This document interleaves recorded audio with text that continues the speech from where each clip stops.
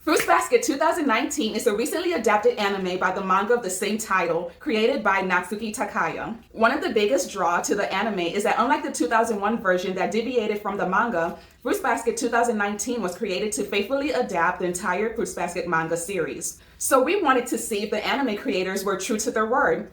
So here are the similarities and differences we found between the anime and manga. I'm Catalina. Katina. And we're the Anime Sisters. And here we do fun anime-related content for the YouTube.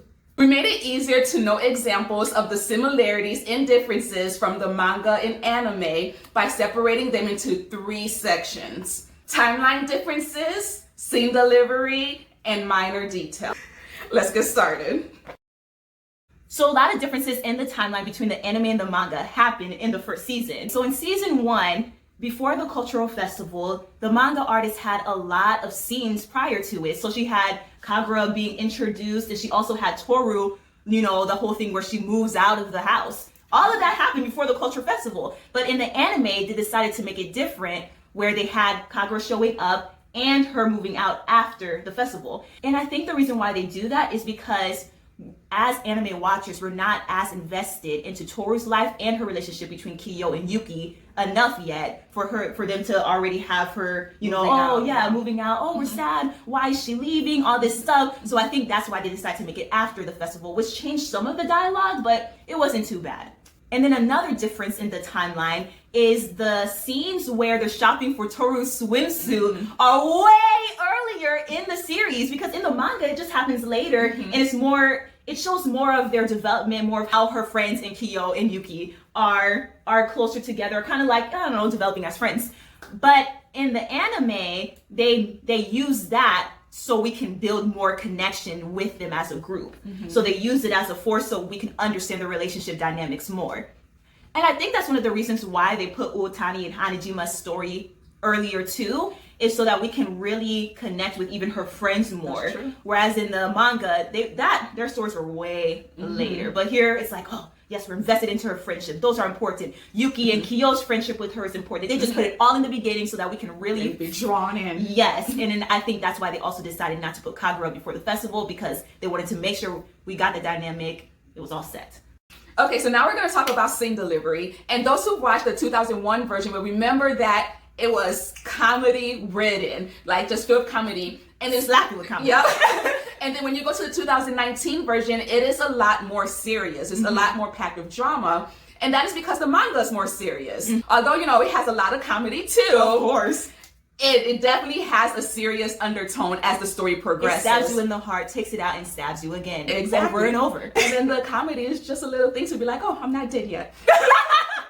So one of the things that we noted in the scene delivery is that although, like we said, the manga is serious, there's a lot of background humor. So there'll be scenes in the manga where they're saying something real serious. Yeah, and then all of a sudden there's a whole Shigure's laughing in the background, Yuki's commenting on the clothes that, Hanajima's wearing or whatever it is.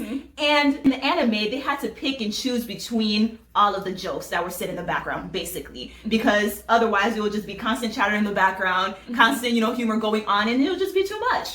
Okay, and for the third section, we're talking about the minor details, which is just the small things that are super important to the story, that were kind of different between the anime and the manga. Right. So one of the very important minor details that we notice is when Tohru leaves Shigure's house and she goes back to live with her grandpa, Yuki and Kiyo in the anime have a whole new scene where they're just outside of the window, they're looking in, they have a whole bunch of banter or whatever. And it's interesting because you would think it happened in the manga because the creators did so well in doing their dynamic and their funniness, but it didn't happen in the manga. The manga, they just showed up at the house. They may, I think in the manga, they may have shown the map, right. But that was and then them saying give me the map. No, that might have been in there, but they didn't have a whole extra scene where they're kind of looking for it, searching through. And again, I think they did that because they really wanted us to get to know Yuki and Kiyo's character. Yep. And then another minor detail that may be more minor than the minor one before is that when Tohru's in the hospital, after, the whole Aikido scene, falling off a cliff, tears shed. Craziness. Yes, all of that.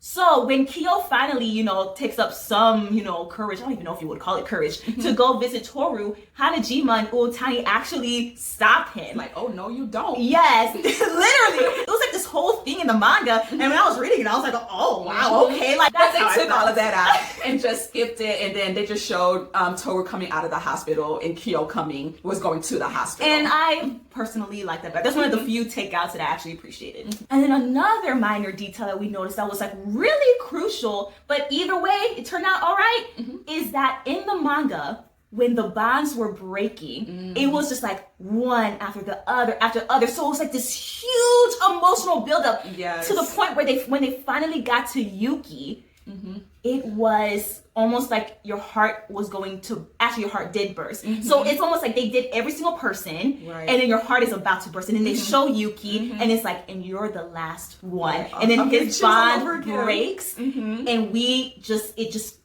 the emotions, yes, and you're undone. And that was incredible, like, scene delivery in the manga.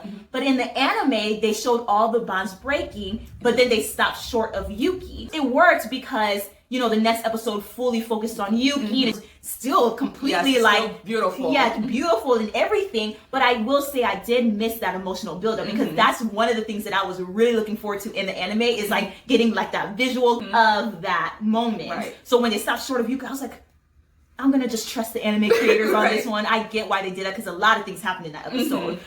And maybe another last minor detail example is that the aging was a lot more notable in the manga. Yes. So like when they were aging, it was incredible. It wasn't just Momiji where Momiji was the gag. Yeah. You know what I'm saying? Where we saw like him, like this little cute little boy turn into like the super attractive, whatever. But then in the manga though, you also get to see Yuki grow up and Kyo grow up, and you get to see how they all look different. Like their hair is maybe shorter, their face is longer. Like you see it more, and they don't even have to explicitly say it. Right. But there is a scene which is faithful to the manga as well, where Uotani is just like, oh, Kyo, you got taller. But I will say, by the time that happens in the manga, you've already noticed it yourself, because when he stands next to Tohru, you see the visual difference, whereas in the anime, it's less notable. And then the last thing is that they did not have, I don't know why I put this in a minor detail. It's pretty major to me. If you watch your reactions, you'll understand how major it is. Yes, but they didn't have the flashback of Katsuya and Kyoko, Toru's parents. And I was just looking forward to it the